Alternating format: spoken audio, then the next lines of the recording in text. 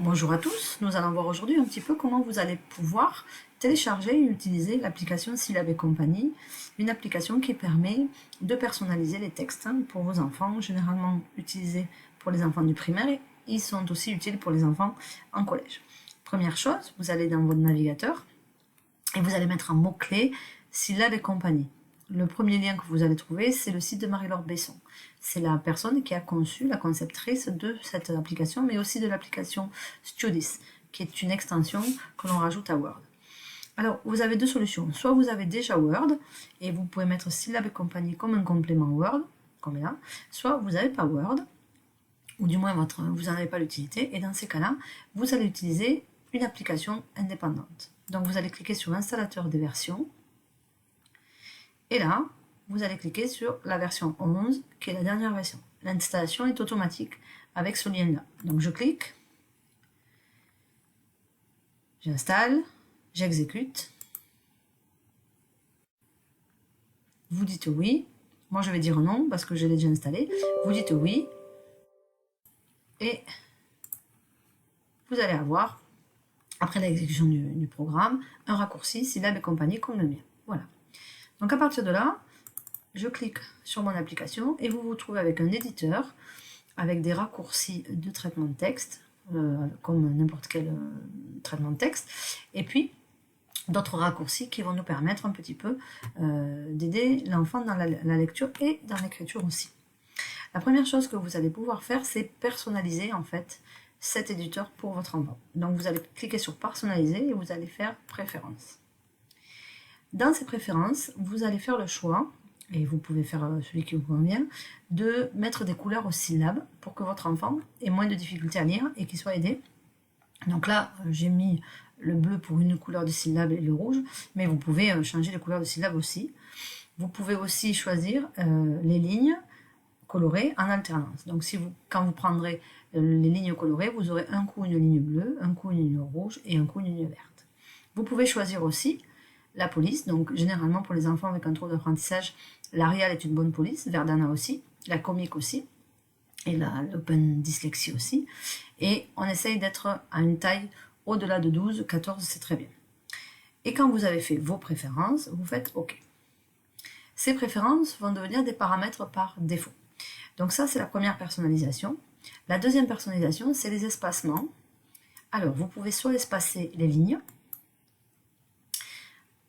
À la base, on a une interligne. Quand on a des textes qu'on importe dans un éditeur ou quand on tape, c'est une interligne. Là, par défaut, il y a une interligne et demie, mais vous pouvez faire le choix de 2 et demi en fonction de vos préférences. Je vais laisser un et demi et je vais conserver cette valeur par défaut pour que, quel que soit le texte que je tape ou quel que soit le texte que j'importe, cette interligne d'un point et demi soit respectée. Je valide. Vous pouvez faire le choix aussi d'espacer les mots. Donc, soit entre chaque mot, vous avez un espace, ce qui est la norme quand il n'y a pas besoin d'adaptation, soit 2 espaces, soit 3 espaces, soit 4. Donc là, nous allons mettre peut-être 2 espaces, comme ça vous allez pouvoir voir un petit peu l'espace que ça fait entre 2 mots. Et pareil, je clique ici pour conserver cette valeur par défaut. Alors, on va regarder un petit peu ce qu'on a sur les palettes. Ces icônes-là feront partie de notre vidéo un peu plus tard. Donc dans le fichier, c'est comme n'importe quel traitement de texte. Vous avez nouveau pour créer une nouvelle page blanche, ouvrir pour ouvrir une page blanche, une page que vous avez déjà dans votre ordinateur, enregistrer, imprimer. Et puis, vous avez la possibilité d'avoir un aperçu avant l'impression et une mise en page d'impression qui va être importante quand on va faire avant de faire l'impression.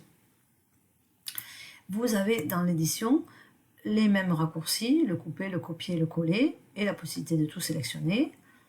Les espacements, on les a vus, donc on a paramétré l'espacement en ligne et l'espacement mot. On a personnalisé nos préférences en termes de colorisation des syllabes et on a aussi une liste de mots-outils. Alors la liste de mots-outils a été mise par Marie-Laure Besson. Ce sont les mots qui vont apparaître dans une couleur noire dans vos textes. Ce sont les mots qui reviennent et qui sont plus ou moins, qui sont invariables. Vous pouvez supprimer des mots-outils de cette liste. C'est-à-dire je décide que comme on n'y est pas, et je le supprime. Et puis vous pouvez aussi ajouter, et je décide que comment il est, et je le rajoute, et vous voyez, il se réinsère là. Donc cette liste n'est pas figée, vous pouvez l'alimenter comme vous le voulez. La palette, c'est la palette des syllabes et la palette des sons. On peut choisir de colorer donc les syllabes, et on peut choisir de le faire aussi quand le texte est déjà dans l'éditeur. Donc je vous montrerai après, où cette palette est sous cette forme. Et la palette des sons, c'est pareil, c'est une palette un petit peu qui vous servira un peu plus tard. Donc je vous les ferme pour pas que ça vous encombre l'espace. Donc les syllabes, vous allez voir, quand on va écrire un texte, on va pouvoir les voir se coloriser. Et on a aussi la possibilité de colorer les sons. C'est-à-dire que si vous faites un texte, voilà, vous avez un texte et vous décidez qu'il faut que votre enfant fasse vraiment attention au son me, donc je clique là, et au son le. Donc vous allez décider de bien spécifier que le son me, eh bien, on va le changer de couleur, on va le mettre par exemple en vert. Ok. Et puis le son le, je vais changer de couleur et je vais le mettre en rose. Ok. De façon à ce que quand le texte sera écrit ou tapé ou importé, ces deux sons-là, qui sont peut-être des sons sur lesquels vos enfants butent, seront encore avec une spécificité de couleur pour qu'ils y fassent bien attention.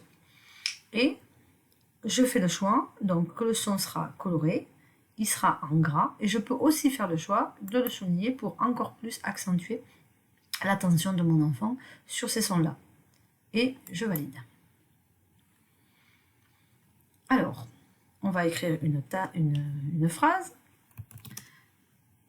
Ah, je suis en majuscule, excusez-moi. Ma petite sœur est trop grande pour cette chaise. Donc vous voyez bien que là, mes espaces sont beaucoup plus grands qu'à la normale, puisque moi j'ai paramétré avec 2 espaces. Si je voulais paramétrer, si je trouve que ce n'est pas assez grand, je sélectionne. Alors, comme ça, je vais dans l'espace, ligne, et là je décide, pardon, c'est pas ligne, c'est mot. Et là je décide que je ne veux pas 2 espaces, j'en veux 3 parce que c'est trop compliqué pour mon enfant de 2. Je passe à 3, et là nous avons 3 espaces. Là, la phrase est d'une seule couleur, je décide de faire 2 couleurs. Je clique sur syllabes et on retrouve les syllabes colorées dans les 2 couleurs que l'on a choisies tout à l'heure dans la personnalisation, le bleu et le rouge. En noir, ce sont les mots outils de la liste que je vous ai présentée tout à l'heure.